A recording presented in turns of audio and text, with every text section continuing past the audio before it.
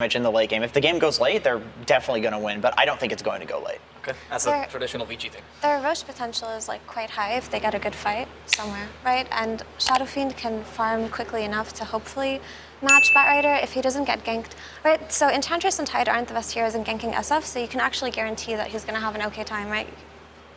Well, now that we have gotten the game, we need to find out how to break this game down. And that's why we have the last word segment. And what do you need to get rid of the last word? You need a purge. Incredible throw. I'm really impressed. It's going to be a pretty cool game. We saw the Bat come out at an interesting point in the draft, which is going to put a lot of the VICI heroes on the back foot because Bat is so effective against the enemy lineup. Against SF, you get on top of him, you don't give him that triple raise. Yeah, he's got some right click, but it's a bit of a downside. So I think the Bat is really going to be the core hero we got to watch this game. How is he going to do in the laning stage? How is he going to do in the mid game with these ganks?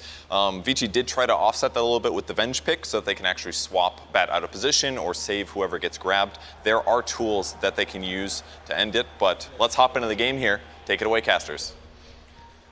I love it when people throw it always like just casters, just a very anonymous purge. I thought we were closer friends than that. Is it because I berate you for not asking for bacon? Suns fan here with Cinderin. Game 3 of this best of 3 VICI Gaming versus T1. Loser goes home. Winner faces off against the dominant IG. Cinderin, thoughts on this lineup? We get to see Vengeful Spirit. It's been a while. Yep. The minus armor strat with the Shadow Fiend. Looking forward to this one.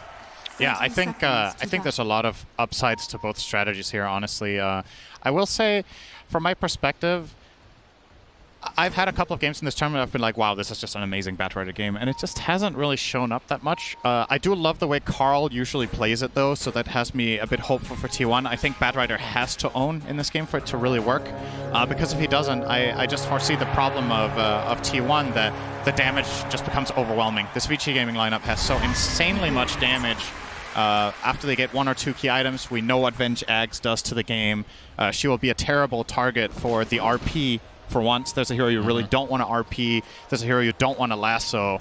And Old 11 can effectively just play as like a frontline vision hero once he gets that Ags. So would imagine T1 will try to play very aggressive around their Bat and see if they can get off to a good start off that lane primarily. I mean, again, Magnus makes it through, Cinderin.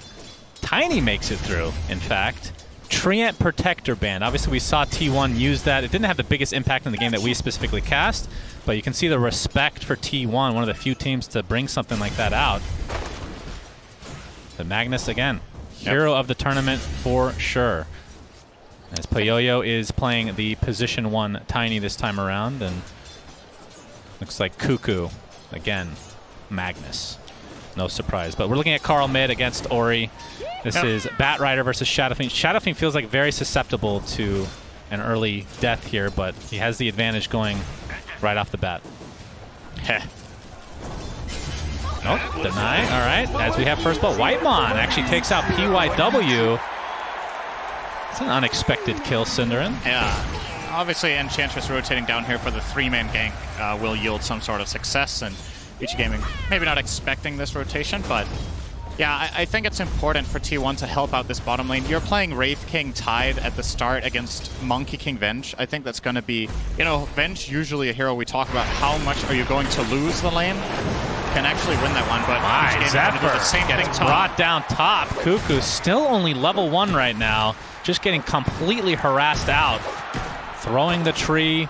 Yep. Getting to be a pretty big pick this tournament. I'm as surprised as you are. Like, I don't know if you're surprised. You just asked the question. Very surprised. Whitemon and company going on top of Old 11. So we talked about the laning stage for this hero as DY looks to be next on the list for T1.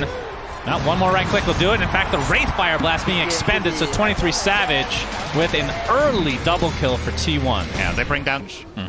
Whereas before he would have to be a little bit careful. And now the rotation's coming in from T1. They're going to find DY. Yeah, Whitemon and Zephyr making the rotation bot. This is looking like potential another kill onto Old 11 at the very least. You can see the fat, juicy, tanky Zephyr taking a lot of damage.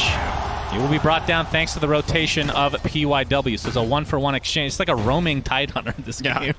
You don't see that every day. Really rough time right now. And that is not something that we're used to seeing from T1. It feels like he's one of the more, I mean, everybody's relatively stable, of course, but from their Nice offlane flame perspective, break. very much so. It's PYW. Carl, Firefly onto PYW. Boundless Strike going to keep him in place for now. Zephyr with that gush, slowing him down to a crawl. And with a bunch of heroes from T1. Absolutely no problem for Carl. He has haste. Nice. Just the Helm of the Dominator, did he? He's just going straight for the Blink Dagger, despite having the Helm of Iron Will already built there. Is Old 11 going to be caught out? Oh, the swap out. It's going to keep him alive now. Or he actually pops a Requiem of Souls, mostly for zoning purposes, but Whitemon takes heavy damage, will live though. Ravage comes out, the Static Storm on top of him is a little bit too late. Anchors match into the Skewer, 2 dead for VICI, as they are now on the run. And it looks like Ori is next on the list, Cinderin. 3 dead, very good fight for T1. Looks like PYW will be the 4th if they can catch him here. Zephyr looking for the high 5, but PYW not looking to reciprocate here. Oh, Flame Break off of the tree. Pick pull so good, almost got out. Yeah, pick pull not quite good enough now. He would have need like 110% movement speed buff on that. Just finished his armlet. All right, I know you're about to 23-7. burst in anticipation of the trivia, but you have to wait a little bit longer. Whitemon gonna get open bottom. Old 11. Oh, that's some Kraken Shell serious activates, but damage. Avatos from Poyoyo is enough. Old 11 though is gonna get the swap up. It's a little bit extra damage mitigation now. 23 Savage. Oh, the right click not quite enough, and now the Requiem Assault with the fear.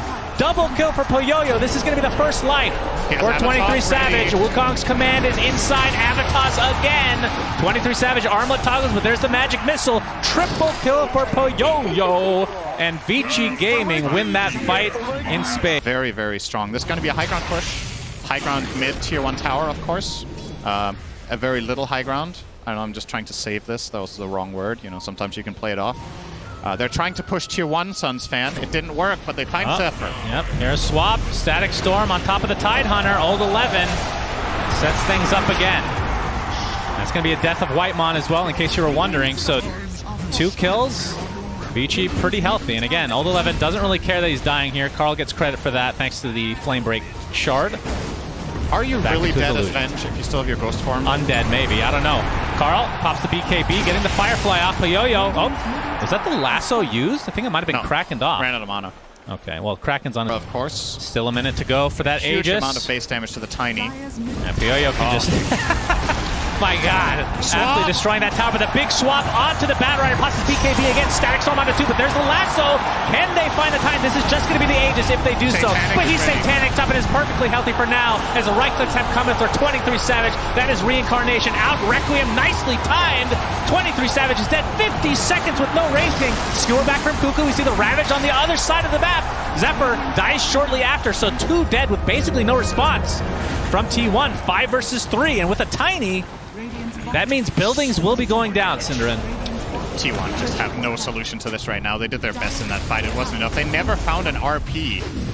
And again, whenever someone gets swapped in like this from the Venge, it just gets really difficult for Cuckoo to do what he wants. That's going to be 2 sets of racks. Yeah. They can't go for Megas just because there's not... just because there's a tier 2 tower still remaining.